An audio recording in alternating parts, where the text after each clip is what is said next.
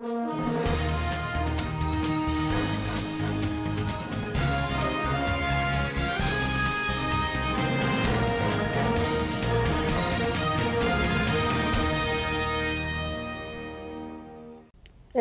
Chairman Zamfara State Universal Basic Education Board has called on contractors to always ensure quality projects.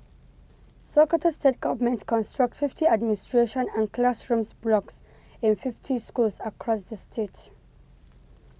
A university hall has been named after late head of state, General Murtala Mohammed. On the business news, federal government exempts firms with below 25 million naira turnover from paying tax. And on the international scene, UN informed me of US visa denial, says Iran Foreign Minister.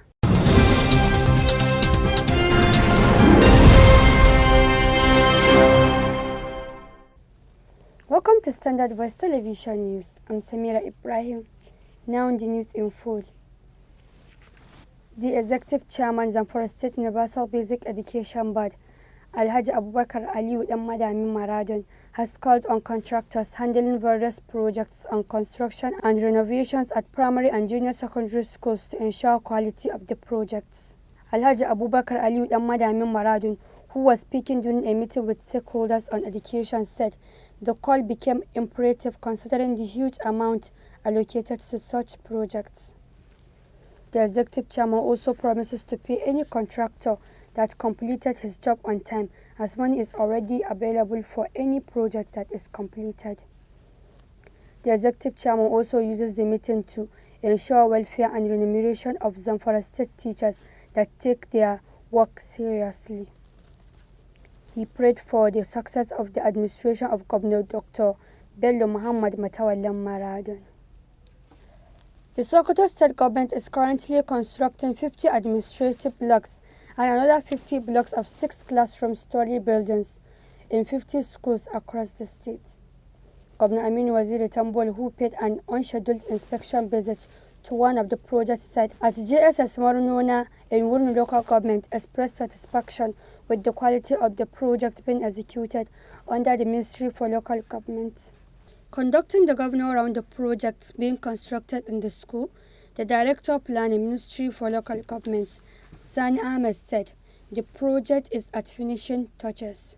Governor Tambola was conducted around the administration, classroom blocks and staff quarters under construction. Alhaji Aminu Waziri Tambuwal was accompanied to the inspection visit by the SSG, Alhaji Saidu Umar, some commissioners and members of the State House of Assembly. Rizwan Mohammed, a son to the former Nigerian head of state, late General Murtala Mohammed, on Monday said his late father left only 7,000 naira in his bank account, despite being the nation's #1 citizen. He spoke during the unveiling of the statue of his late father at the entrance of the postgraduate hall of entrance at Obafemi Awolowo University, Ile-Ife, Osun State, which is known as Murtala Mohammed Hall.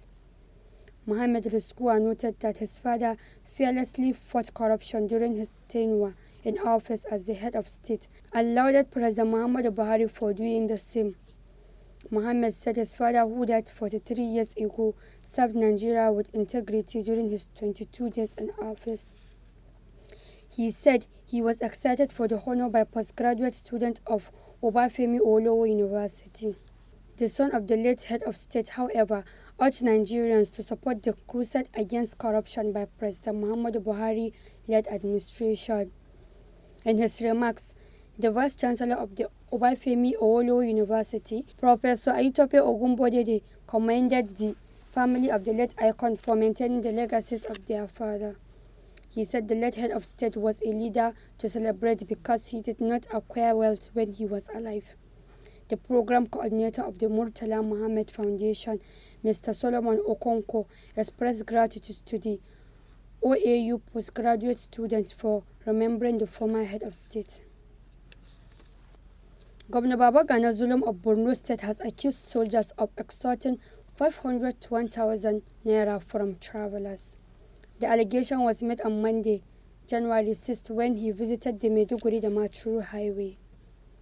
Governor Zulum said the security operatives in the state were collecting 501,000 from the travelers who could not present their ID cards.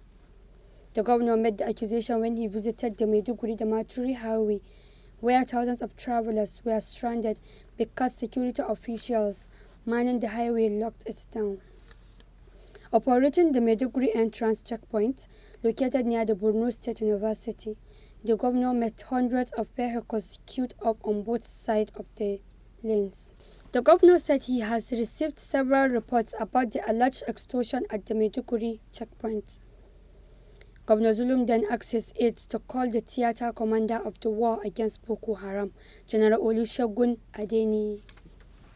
Zulum directed the security personnel at the gate to open the gates on both sides to allow all travelers to move on. Some of the passengers lamented that they had been held at the gate for several hours without explanation. A driver, Isa Adamu, lamented that he left Damaturu since 9 a.m. and arrived here at about 11 a.m. but was held till 3 p.m. General Adeniyi later arrived at the scene and tried to explain that the massive traffic hold-up was not caused by the soldiers at the checkpoint. According to him, the hold-up was because of an attack that happened earlier in the day. He said he will investigate the accusation to find out if it was true, but the governor insisted that it was true. The exchange between the governor and the army general deteriorated as both men argued over other security matters. Governor Zulum said, "You must know that the government and people of Borno State are behind you and your men, but you must call your soldiers to order. You must check their excesses." The governor left in anger for Jagana, a village 45 kilometers from where Boko Haram attacked on Saturday. We'll be right back after this short commercial break. Stay tuned.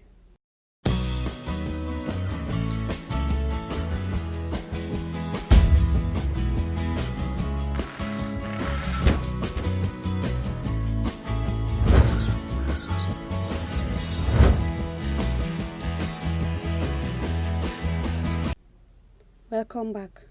On the business, Fozia Ibrahim has more details.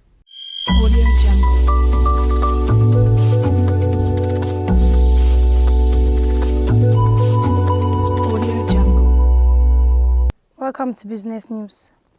The federal government has announced that small business with turnover less than 25 million will be exempted from paying companies income tax, CIT. Minister of Finance, Budget and National Planning, Ms. Zainab Ahmad, while disclosing this on Monday, explained that the policy will be effective once the Finance Bill 2019 is signed into law. Contrary to the present practice, Ms. Zainab Ahmad confirmed that once the bill is signed into law, companies that make a turnover of less than 25 million will no longer pay this tax, but those small turnover of between 25 million and 100 million annually will be made to pay 20% as companies' income tax. She indicated further that firms earning over 100 million would continue to pay 30% of their profit at CIT. The minister said, not only will small business be able to do more because they are not paying taxes, they will also be working together with the Trade Authority to also encourage people in the formal sector to become formalized because they will see other business like them that are not registered doing well. Their productivity will increase, they will employ more Nigerians, and at the end of the year, they will grow to the level of medium-sized business to begin to pay their taxes. She said their assessment was that only business that has a turnover of less than 25 million need that break, not being taxed so that they can invest in their own business. The minister said they introduced the tax for medium-sized business from 30% to 20% so that they can have more resources that they can plunge back in their business. She stated that the largest employers of labor, the federal and state government, have a total labor force of less than 1% of the population. Ms. Ahmad also disclosed that the National Assembly (NAS) has already forwarded the bill to the President, Muhammadu Buhari, adding that the President had in turn sent a copy to the ministries, departments and agencies to cross-check the provision. A section of the bill, according to the minister, comprises 7.5% hike value-added tax (VAT) from the former 5%. Ms. Ahmad noted that it was unfortunate that the public attention only focused on the increase in the VAT, neglecting the benefit of CIT. The current practice is that all companies pay the federal government 30% to their profit as CIT. And that's all I have on business news. Thank you, Fauzia. And on the international scene.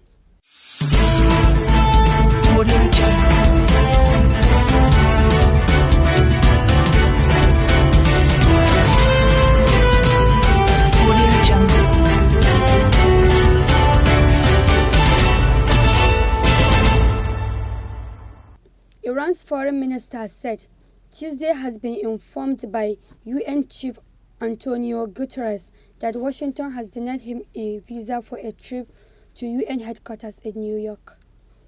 The U.S. State Secretary Mike Pompeo, in a call to the Secretary General to the United Nations, said they have no time to issue visa for Mohammad Javad Zarif. The Secretary General responded by saying that it is Iran's time to take part in this session. Tehran's top diplomat said, quoted by semi-official news agency ISNA. So far, there has been no official confirmation from Washington that it has rejected Zarif's visa application. Zarif was speaking to reporters in Tehran at a gathering to promote an Iranian peace plan for his remarks came as Iran held funeral procession on Tuesday for one of its top military commanders killed in a U.S. drone strike in Iraq. Zarif later took to Twitter saying the rejection violated the terms of a 1947 agreement on the travel of representatives of UN members to and from the headquarters. But he said, denying me a visa pales in comparison to US sanctions and threats, as well as the cowardly assassination of Iranian General Qasem Soleimani last week. Soleimani's killing in the US strike Friday in Baghdad has sparked a war of words between the arch force, with Iran vowing severe revenge, and US President Donald Trump threatening to hit back hard for any retaliation. Trump warned on Saturday that Washington had lined up 52 targets if Tehran attacked US personnel or assets. Zarif said the US visa decision was a sign of the bankruptcy of the US government and Trump's regime. The Iranian foreign minister said he had been planning to go to UN headquarters on Thursday for an open debate on upholding the Charter of the United Nations. But he added that he had also intended to raise America's crimes during his visit to New York. That has been the news from Standard First Television. But before we go, a quick look at the major headlines. The executive chairman, Zamfara State Universal Basic Education Board, has called on contractors to always ensure quality projects. Sokoto State Government construct 50 administration and classrooms blocks in 50 schools across the state. A university hall has been named after late head of state General Murtala Mohammed. On the business news, federal government exempt firms with below 25 million naira turnover from paying tax. And on the international scene, UN informed me of US visa denial, says Iran foreign minister. That has been the news. I'm Samira Ibrahim. Keep watching Standard First Television News. Have a nice day.